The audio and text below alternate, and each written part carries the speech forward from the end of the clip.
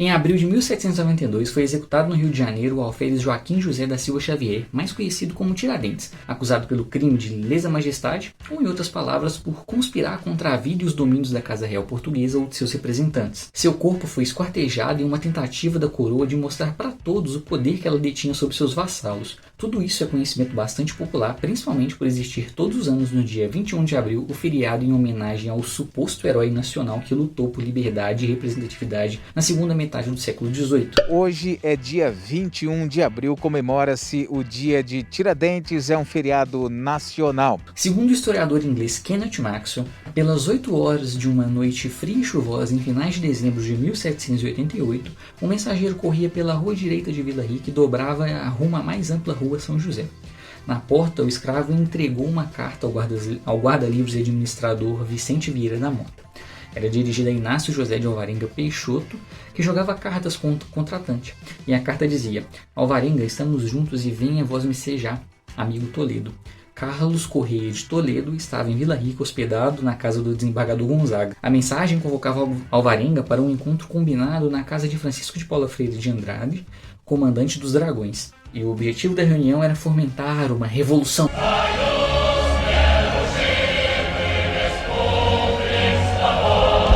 Tal luta ficou conhecida como a Inconfidência Mineira, onde participaram várias pessoas, sendo 23 delas acusadas junto com Tiradentes. É quase senso comum entre as pessoas que estudaram, pelo menos um pouco sobre o tema, a ideia de que os Inconfidentes foram inspirados pelas ideias iluministas e pela recusa da captação de impostos por meio da derrama. Será mesmo? Esse é o segundo vídeo sobre Tiradentes e a Inconfidência Mineira. Se você não assistiu o primeiro vídeo, corre lá, assiste e depois você volta aqui. Segundo João Furtado, os Inconfidentes são figuras populares e profundamente arraigadas no imaginário social. Mas antes da conversão deles em mitos, eles eram homens inscritos em seu tempo e, portanto, antes de mais nada, devem ser vistos à luz da sua própria temporalidade. Então o objetivo do vídeo de hoje é falar sobre os Inconfidentes lá de finais do século XVIII. Então já deixa seu like, se inscreve no canal, ativa o sininho e vem comigo. É senso comum dizer que o iluminismo influenciou a Inconfidência Mineira e essas ideias, juntamente com a possível decretação da derrama, foram decisivas para o levante. O problema de considerarmos os Inconfidentes iluministas é que, ao fazer isso, deixamos de lado as identidades de cada um, ou seja, não teremos como enxergar a heterogeneidade dos participantes do movimento. Além disso, ignoramos todos os aspectos da conjuntura mineira em favor de um movimento que vem acontecendo nas metrópoles europeias. Isso não quer dizer que os Inconfidentes não tiveram contato com as ideias iluministas, mas não podemos comparar a Inconfidência com a Revolução Francesa ou a Independência Americana, por exemplo, pois temos que entender as particularidades da capitania de Minas Gerais para entendermos aqueles homens dentro daquele contexto. Além disso, é senso comum associar os Inconfidentes à Revolução Francesa, da qual os Inconfidentes não tinham nenhuma notícia.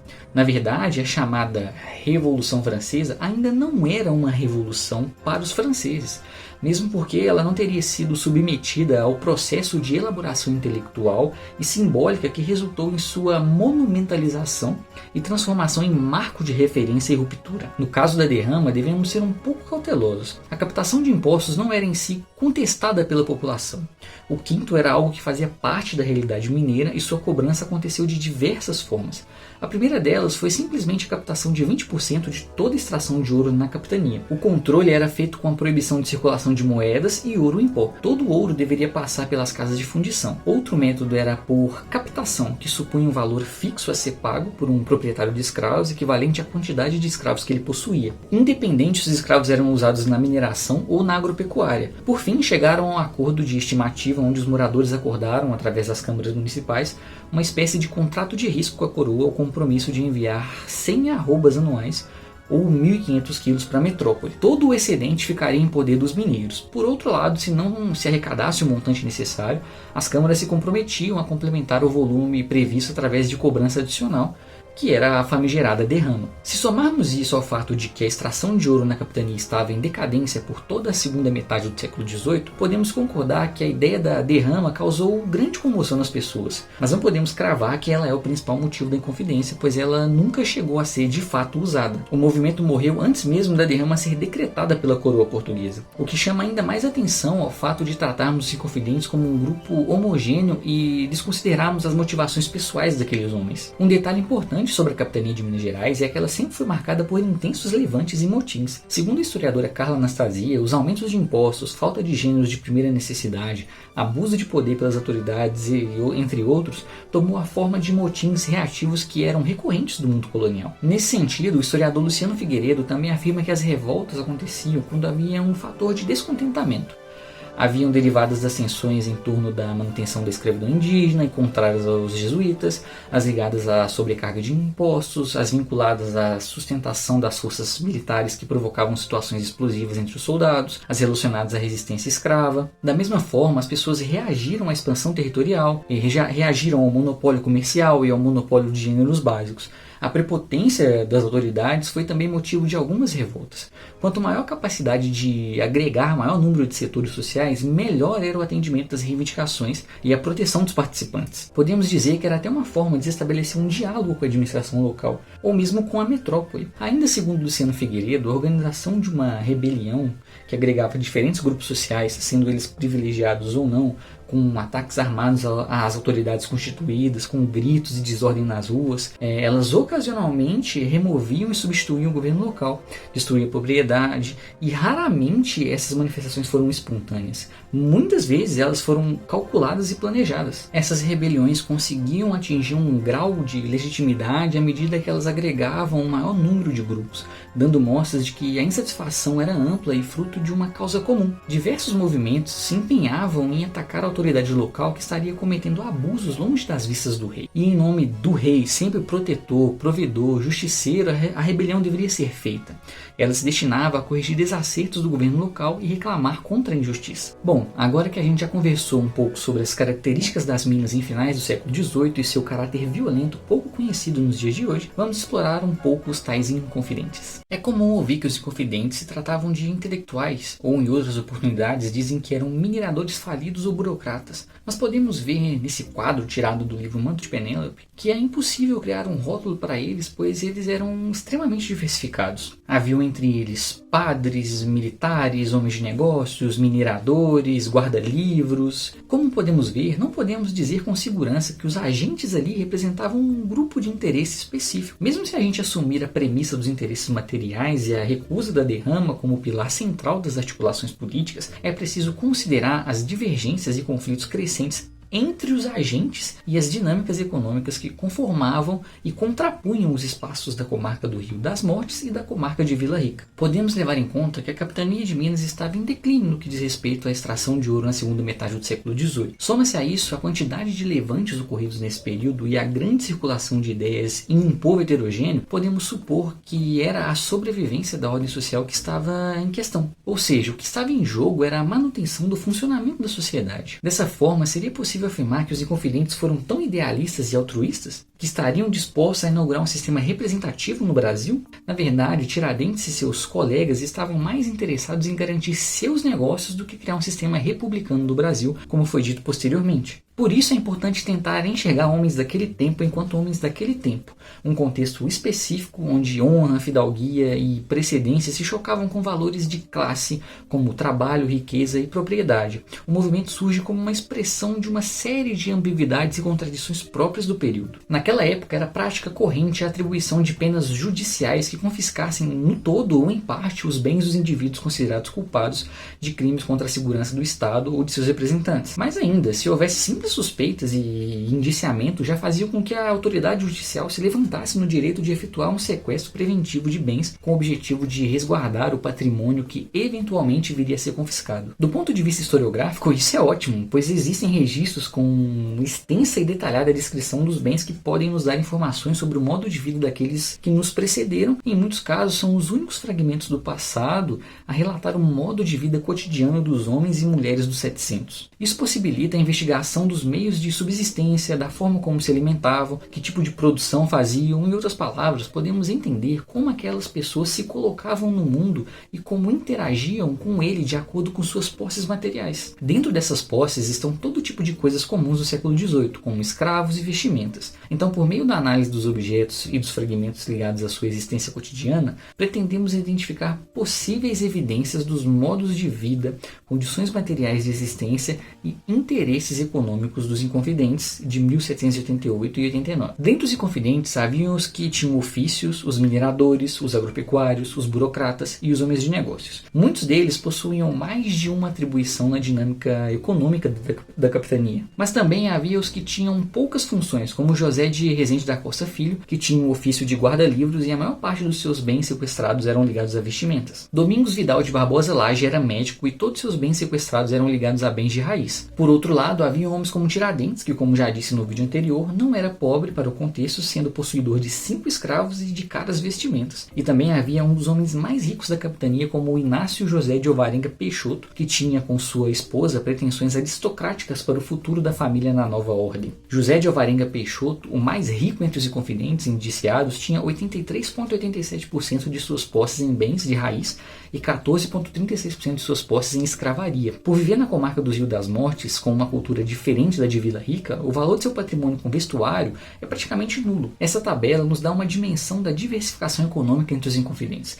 Enquanto alguns não tinham nenhum escravo, Alvarenga Peixoto e José Aires Gomes tinham 132 e 123 respectivamente. Outro ponto interessante são os livros. Apenas alguns possuíam, sendo Luiz Vieira da Silva o dono da maior biblioteca com 612 livros. O maior protagonista, Tiradentes, tinha apenas 4, enquanto outros nem tinham. Além disso, a tabela nos mostra outros detalhes, como bens de raiz, que estão ligados à posse da terra, utensílios domésticos, ferramentas, prataria, móveis, vestimentas, pedras preciosas, entre vários outros. Além disso, entre os inconfidentes, haviam pessoas de diversas regiões da capitania e haviam pessoas de Portugal. E ainda haviam os que moravam em regiões mais urbanas e outros que moravam no interior. Diferentes inserções no contexto econômico das minas, diferentes motivações, acabaram gerando percepções diferentes sobre a possibilidade e sobre a natureza do levante que se planejava e seus possíveis desdobramentos. Vamos ver algum desses aspectos. Dentre os presos pela devassa, temos desde homens mais ricos da capitania até os mais miseráveis, que a todo custo tentam sobreviver ou se inserir na ordem econômica. Paradigmática nesse sentido é a figura de Tiradentes, personagem que esteve durante décadas a fio em busca de certa estabilização profissional. Seu início de carreira como tropeiro, o posterior ingresso na tropa, seus projetos para a montagem de um moinho no Rio de Janeiro, bem como os possíveis motivos de sua insatisfação do ponto de vista estritamente econômico individual, não deixaram, em nossa perspectiva, de constituir fatores explicativos relevantes de sua intensa atividade política. A premissa da qual estamos partindo é que as diferentes concepções econômicas e o desacordo estratégico entre os inconfidentes são elementos centrais do enfraquecimento e fracasso do movimento e estão associadas ao processo de diferenciação econômica regional que desde as décadas de 1750 e 1760 as minas experimentavam, o que acabou resultando em projetos de inconfidência relativamente irreconciliáveis. A capitania passou por uma diversificação e complexa mudança econômica durante a segunda metade do século XVIII. A mineração, que durante muitos anos foi o cargo-chefe da produção de riquezas em Minas, aos poucos foi se diversificando. A princípio, a alimentação na capitania era extremamente pobre, pois o foco foi o desenvolvimento da extração de ouro. Vários hábitos alimentares específicos foram desenvolvidos durante esse período, como comer macacos e formigas. Entretanto, com o passar dos anos e a decadência da extração de ouro, a economia passa a se diversificar e ficar cada vez mais complexa, com grandes aumentos de produção agropecuária. Uma das consequências foi o aumento populacional ao sul, na comarca do Rio das Mortes, região com solo mais fértil à produção agrícola, enquanto a população de Vila Rica decresceu em 1%. Mesmo ficando em Vila Rica, muitas pessoas passaram a deslocar seus investimentos para a comarca do Rio das Mortes, que passava a ser o eixo mais poderoso economicamente da capitania. O movimento não era formado por oligarcas e nem por intelectuais. É muito mais complexo que isso. E as posses ajudam a chegar mais perto dos protagonistas dessa história. Se levarmos em conta todos os documentos descritos nos autos da devassa, iremos perceber que o movimento, em sua maioria, era formado por homens brutos. Poucos eram os que possuíam um grande acervo ou sequer tinham apenas um livro. Também não eram formados por mineradores quebrados, sendo o mais rico do movimento um homem dos negócios agropecuários na comarca do Rio das Mortes. O levante não era uma simples reação à pobreza e à estagnação econômica que se sucederam à crise da mineração. O movimento parece antes uma reação às ameaças neomercantilistas, à continuidade da expansão da riqueza e da diversificação, em especial na comarca do Rio das Mortes, que concentrava dos 58% dos indiciados. Nessa linha é preciso citar a as instruções de Martinho de Melo e Castro, secretário do Estado da Marinha e do Ultramar, ao governador Visconde de Barbacena, que, embora procurassem resguardar a continuidade da produção das riquezas da terra em geral, o que incluiu, além da mineração, a agricultura e a pecuária, acabavam por tentar controlar e inibir boa parte do esforço de desenvolvimento econômico. Nesse ponto é interessante relembrar o Alvará de 1785, que proibia o desenvolvimento de indústrias no Brasil. Tendo em vista a concentração das maiores fortunas na comarca do Rio das Mortes, é sempre conveniente lembrar um dado interessante. A arrecadação do sequestro, equivalente a 643 quilos de ouro, praticamente corresponde à arrecadação do quinto do ouro do ano de 1789, que eram de 652,4 quilos, e a 7,5% da estimativa do débito pendente total desde 1781, que era de 582 arrobas. Esses dados demonstram que a repressão ao movimento, além de reafirmar o controle político da capitania e consolidar a política neomercantilista de Martinho de Melo e Castro, do ponto de vista financeiro, foi um excelente negócio para a coroa. Será que ainda é correto dizer que os inconfidentes pensavam e agiam em torno de um mesmo motim, mesmo com tantas diferentes de lugares e divisão de mundo? O volume e a diversificação dos bens de cada inconfidente parecem ganhar, de forma coerente, uma relação com seus ofícios ou profissões, com suas identidades sociais e com as oportunidades de enriquecimento que se apresentavam a cada agente econômico, conforme as variáveis econômicas dadas, a natureza de suas ocupações ou ligações com o Estado ou com a Igreja e ainda sua inserção nas diversas comarcas. A heterogeneidade do grupo, as diferentes expectativas e projetos quanto à natureza do levante foram fonte de dissensões importantes que levariam ao enfraquecimento e à desestruturação da iniciativa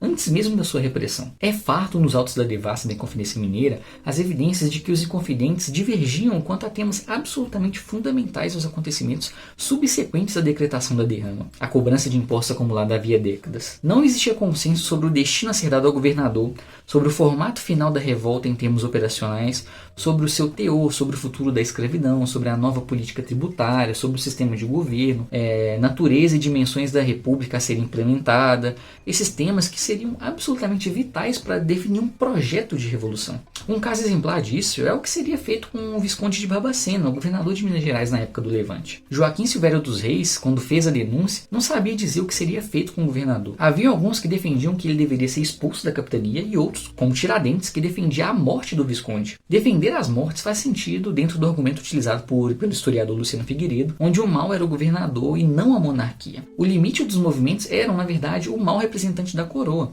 Dessa forma, Tiradentes estava muito mais próximo de ser um conservador, que queria manter a ordem no sistema, do que um libertário e revolucionário. Continuando, devemos lembrar que uma rebelião nem sempre significava um embate dicotômico. O recurso à rebelião constituía prática corriqueira não apenas quando se esgotavam os meios de negociação, mas também quando se buscava antecipar uma demanda ou demonstrar descontentamento. Então é possível enxergar o movimento dentro da lógica das diversas outras movimentações nas Minas. O que não pode ocorrer é usar o privilégio do conhecimento do que aconteceu posteriormente para criar uma narrativa histórica bem amarrada. Já foi dito, por exemplo, que o Império começou a ser formado na Inconfidência Mineira como se estivesse dentro de uma lógica linear de progresso. Entretanto, a iniciação do Império é algo que acontece depois e nós no presente temos acesso. Portanto, dizer que a Inconfidência lançou as bases para a criação do Império é uma narrativa construída depois, com o privilégio de saber os acontecimentos que se sucederam. Sob o ponto de vista estritamente espacial, o Levante se limitava à capitania de Minas Gerais e não se referia, portanto, à emancipação política do país ou a um projeto de nação como o entendemos hoje. O apelo republicano era associado a uma definição relativamente circunscrita no seu tempo, que representa um aumento de transição no pensamento político ocidental. Do ponto de vista jurídico, um dos aspectos mencionados por Montesquieu, autor do Espírito das Leis, não se conhecem evidências de que os inconfidentes procurassem tratar o assunto em uma perspectiva que ao menos introduzisse o tema da cidadania ou da igualdade jurídica nas acepções contemporâneas. Não era de soberania do povo e vontade geral no sentido contemporâneo que falavam os inconfidentes.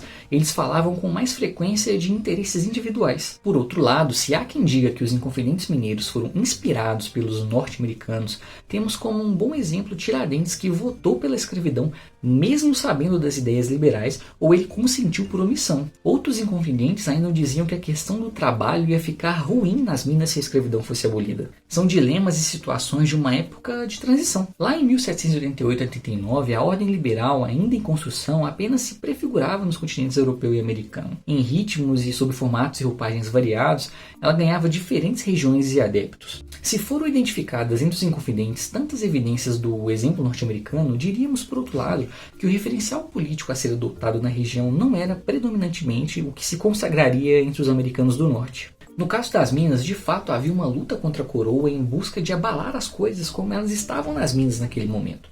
Mas era mais comum encontrar inconfidentes adeptos à ideia de uma monarquia não despótica a um sistema representativo ligado à propriedade privada.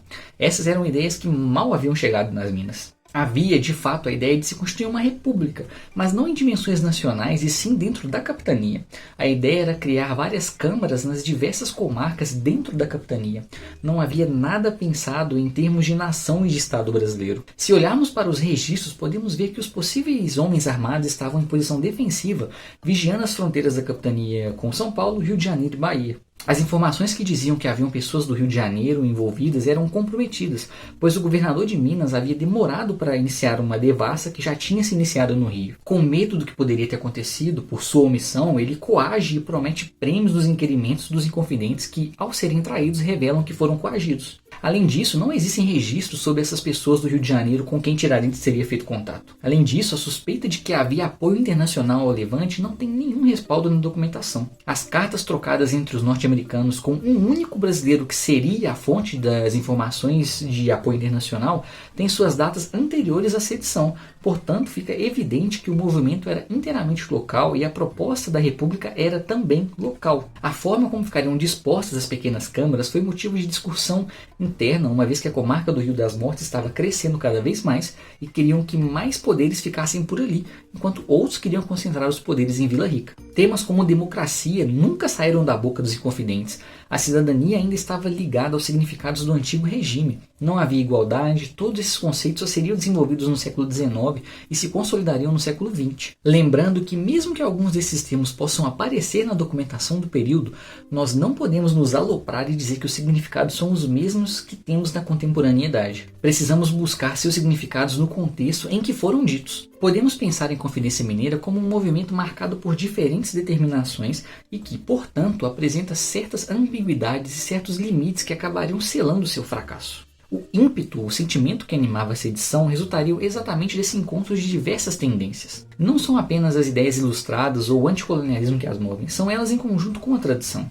Os inconfidentes eram heterogêneos e por isso é difícil pensar que projetaram um movimento revolucionário único. Os mais destacados de seus líderes tinham um horizonte antes reformador, no qual ocupava lugar central uma simples reestruturação do sistema de poderes nas minas, eventualmente com a inclusão de alguns agentes. Para esses, tratava-se de uma disputa interna no coração do mundo luso-brasileiro. As minas já tinham um longo histórico de sedições no século XVIII. Os historiadores Luciano Figueiredo e Carlos Anastasia analisam como a questão tributária sempre foi um ponto de atrito nas minas quando era considerado um excesso. Entretanto, a luta era sempre para derrubar o governador ou o ministro do Império Português que estaria executando mal as suas obrigações com a coroa. Era comum os gritos de viva aos reis e de fora ao governador. Ou seja, a ideia era retirar o governador ruim, mas manter todo o sistema funcionando. Essa tendência de se fazer levantes acabou se tornando uma tradição da capitania, mesmo com os inconfidentes. Era consenso entre os principais líderes de que a derrama poderia ajudar a atrair o povo para a causa. Por isso, muito da força do movimento acaba se esvaindo quando a derrama é suspensa antes mesmo de existir. Contudo, mesmo a derrama sendo um elemento importante no planejamento da trama, ela não é o único motivo do fim da trama. O grande problema do movimento são os vários e conflitantes interesses dos inconfidentes. Talvez só Tiradentes desejasse uma república local, mas sem fugir muito do funcionamento do antigo regime, como eu disse no vídeo passado, porque a escravidão ela não seria abolida, democracia, cidadania e liberdade, como a gente conhece hoje, não era uma realidade do cenário do século XVIII. Naquele contexto, disseminavam-se ideias que iam desde as demandas iniciais mais localizadas quanto ao afrouxamento da presença metropolitana, na qual se inclui o fisco como instrumento de afirmação de poder e transferência de renda, a propaganda de inspiração anticolonial, passando pela pregação autonomista localizada. Tais ideias fermentavam em meio a uma população heterogênea, atingiam em boa medida algumas parcelas dos setores menos favorecidos, embora entre estas com um significado especial segundo suas respectivas inserções. Em 1788 e 89, a crítica ao sistema tributário e de poder poderia se apresentar sobre uma nova terminologia, com uma roupagem mais propriamente anticolonial ou iluminista, conforme se depreende dos depoimentos de alguns inconfidentes, mas não nos parece surgir apenas de uma consciência inteiramente nova dos potentados das minas sobre os excessos do neomercantilismo de Martinho de Melo e Castro. O conteúdo do movimento viria de uma síntese que bebe de uma tradição insurgente que já havia, em certo sentido, demarcado o profundo descontentamento dos colonos, ricos e pobres, contra os excessos fiscais da coroa, sobretudo no que se refere aos novos lançamentos tributários. Por outro lado, nas minas da última década setecentistas, novamente se revelaram na refinada estratégia do governo português o agro e o doce, que era uma prática de dissimulação recorrente nas personalidades da administração da colônia do Império Português. Trata-se de ouvir os revoltosos, fazer acordos e depois de baixada a poeira, perseguir implacavelmente os sediciosos. O Visconde de Barbacena, governador das Minas até 1797, em consórcio com a autoridade real sediada no Rio de Janeiro, parece ter conseguido aumentar consideravelmente as receitas da coroa naqueles anos lá de 1788 a 91. Ele conseguiu esse fenômeno em uma capitania que se queixava permanentemente da séria crise econômica. Além disso, o processo do qual Barbacena esteve longe de ser só um observador desinteressado, afastou de uma vez por todas da estrutura de poder das Minas Tomás Antônio Gonzaga e Cláudio Manuel da Costa, dois dos inconfidentes que é provável serem os únicos que em condições de rivalizar com o Visconde em prestígio, luzes e talento para a gestão dos negócios coloniais. Nesse sentido, no que se refere ao movimento da Inconfidência Mineira, diríamos que alguns dos mais destacados de seus líderes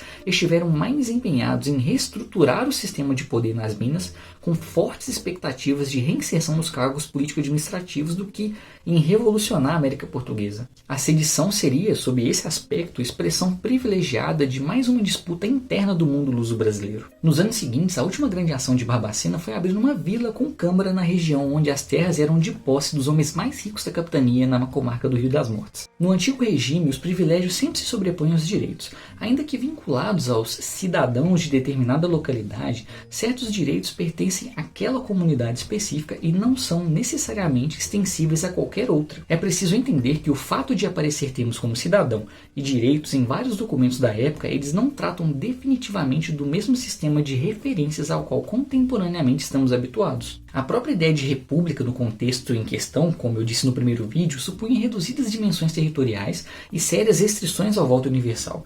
Este seria um tema de debate mais característico do século XIX e ainda uma conquista generalizada no mundo ocidental apenas no século XX. Para alguns inconfidentes, alternativamente, a movimentação sediciosa teria por objetivo a defesa da coroa e de sua legitimidade contra os desmandos eventuais de alguns de seus representantes. Tomás Antônio Gonzaga e Cláudio Manuel da Costa não parecem, embora participassem das movimentações do motim, compartilhar a tese republicana. Tiradentes, por sua vez, em flagrante contradição com suas concepções anticoloniais, alude, como já foi mencionado, a um ambíguo e provocativo propósito restaurador da sedição. Nas próprias palavras do Alferes, repetidas várias vezes em resposta a uma intervenção do bacharel Lucas Antônio Monteiro de Barros, que afirmara a natureza criminosa do Levante, não se tratava de ato de mera ruptura com a ordem instituída. Dizia sempre Tiradentes: não diga levantar, é restaurar. Não há como supor a respeito de um projeto abortado e implacavelmente reprimido, do qual os depoimentos são pequenos fragmentos que, tão diferentes agentes sociais, movidos por vários interesses materiais, dotados de distintas formações intelectuais e diferenciadamente inseridos nas estruturas de poder da América Portuguesa, pudessem compartilhar as mesmas diretrizes de atuação e intervenção política. Há também formas de vida diferenciadas de concepção da riqueza e, mais importante, diversas formas de apropriação e usufruto de riqueza. Não podemos supor que aqueles personagens históricos pudessem, por sua própria inserção social e econômica, por sua expectativa de vida e visão de mundo, interpretar o evento que planejavam sob exatamente a mesma ótica. Inclusive, é interessante comentar que Joaquim Silvério dos Reis entregou sua denúncia após a suspensão da derrama. Sem a derrama, Silvério dos Reis foi chamado para acertar suas pendências com o governo. A hipótese é de que Silvério dos Reis tinha um motivo claro para fazer a denúncia. Denunciando seus cúmplices a Barbacena, ele poderia reclamar o perdão da sua dívida como prêmio pela lealdade. Isso acaba reforçando a hipótese de que aqueles homens agiam conforme seus próprios interesses. Tudo isso é suficiente para nos provar a complexidade de todo o evento. Falei no primeiro vídeo e repito, escrever uma história da Inconfidência bem amarrada, com articulações bem feitas para preencher lacunas, desacordos, contradições, é meramente imaginativa. É impossível dar totalidade aos significados da Inconfidência como se ele fosse uno, se ela fosse indissolúvel, se ela fosse íntegra em seus propósitos, seus planos de ações e suas estratégias. É possível perceber nas fontes que mesmo que houvesse alguns que eram movidos por aspirações políticas transformadoras, para outros, e não poucos, o objetivo da Inconfidência era somente a suspensão da derrama, que ocorreu em 15 de março de 1789. Com base nessa premissa, podemos entender e explicar o enfraquecimento do Levante antes mesmo da repressão da coroa portuguesa sobre os revoltosos, que aconteceu apenas a partir de maio de 1789. Quando a derrama acabou, parte dos Inconfidentes conseguiu o que queria e o movimento praticamente morreu. Mas a historiografia durante muitos anos deu outro tom para o ocorrido. Alvarenga Peixoto era o mais rico dentre os Inconfidentes. A derrama faria mais estrago nas suas posses do que nos outros. A partir do momento que circularam notícias de que a própria rainha havia pedido cautela e moderação sobre o lançamento da derrama, o movimento perdeu força. Há relatos de que Alvarenga Peixoto, Cônego Vieira e Francisco de Paula Freire de Andrada haviam dito que a melhor ocasião para isso já estava perdida. De 14 de março de 1789, data da suspensão da derrama, a 10 de maio, data das primeiras prisões, não houve nenhuma nova reunião, nenhuma ação prática consequente, nenhum encontro. Nas Minas, somente o padre Toledo e Francisco Antônio de Oliveira Lopes tentaram se mover para a efetivação da revolta. O alferes Joaquim José teria ido para o Rio de Janeiro angariar apoio, mas de fato não se apurou nenhuma ação prática nesse sentido. Pelo contrário, seus únicos contatos alegaram que ele estava articulando sua fuga, provavelmente para São Paulo. Além disso, nunca é demais lembrar que o último e decisivo encontro formal entre os Inconfidentes foi em 26 de dezembro de 1788, quase 4 meses antes da primeira denúncia escrita, entregue em 11 de abril de 1789, e ainda assim não contou com a participação de todos. O Alvarenga Peixoto quase não foi, e parecia que ele nem sabia da reunião.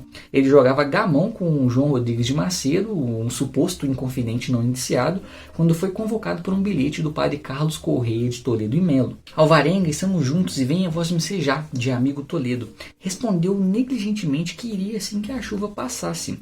Alvarenga Peixoto era o principal responsável por cerca de 200 homens armados em companhia do Rio Verde, e sem a sua participação efetiva e apoio estratégico, havia uma fragilidade no planejamento militar com características defensivas a qualquer reação que provesse da capitania de São Paulo. E, no entanto, ele jogava gamão. Diante disso, acho complicado imaginar um movimento tão sólido como já foi dito. Parece, na verdade, mais uma sedição típica da tradição violenta das Minas que se misturava com novos valores. Mas, mesmo assim, algumas características revolucionárias já foram projetadas nos Inconfidentes durante os interrogatórios. Durante os primeiros anos foram feitos poucos interrogatórios com Tiradentes. Após meses sem novos inquirimentos sobre ele, ele é chamado novamente em 1791. Muita coisa mudou nas celas, é possível que os presos tenham debatido estratégias de defesa e mudado afirmações anteriores sobre os líderes e os movimentos do Levante. É importante lembrar que a maioria dos interrogatórios sobre Tiradentes são feitos depois dos eventos na França e na elaboração da ideia de que o rei estava na mão de revolucionários. Embora a Revolução Francesa não fosse recorrente entre os Inconfidentes, ela era para os investigadores que a usaram para inquirir os presos.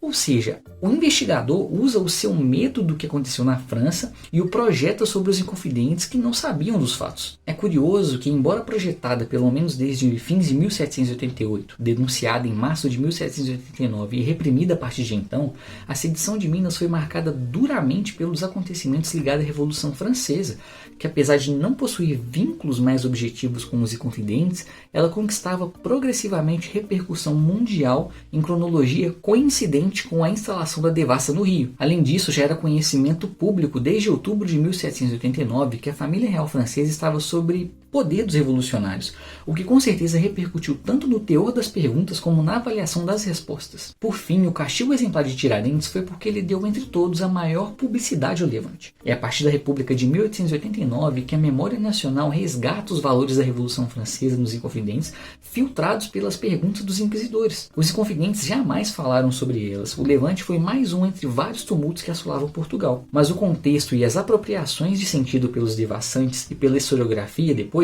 deram outros significados e dimensões à Inconfidência Mineira. Eu espero que você tenha aprendido algo novo nesses 2 vídeos. Espero que você saia daqui com uma nova compreensão da Inconfidência Mineira e com um breve lampejo da vida na capitania mineira durante o século XVIII. No próximo dia 21 de abril, curta o feriado se lembrando que o suposto herói nacional homenageado está bem distante do Tiradentes que viveu em finais do século XVIII. E que só é possível ter acesso a esses conhecimentos graças ao trabalho de ilustres historiadores que se desdobram para produzir e publicar sobre a história da nossa sociedade. Obviamente, o assunto sobre Tiradentes e a Inconfidência Mineira não estão esgotados nesses vídeos, muita coisa ficou de fora, mas ainda assim estamos satisfeitos com o conteúdo apresentado. Se você quiser se aprofundar ainda mais no tema, as referências estão na descrição do vídeo, não deixe de conferir. Também não se esqueça de compartilhar o vídeo, clicar no like, se inscrever no canal, ativar o sininho, porque isso ajuda muito o nosso trabalho. Muito obrigado pela sua paciência e até mais!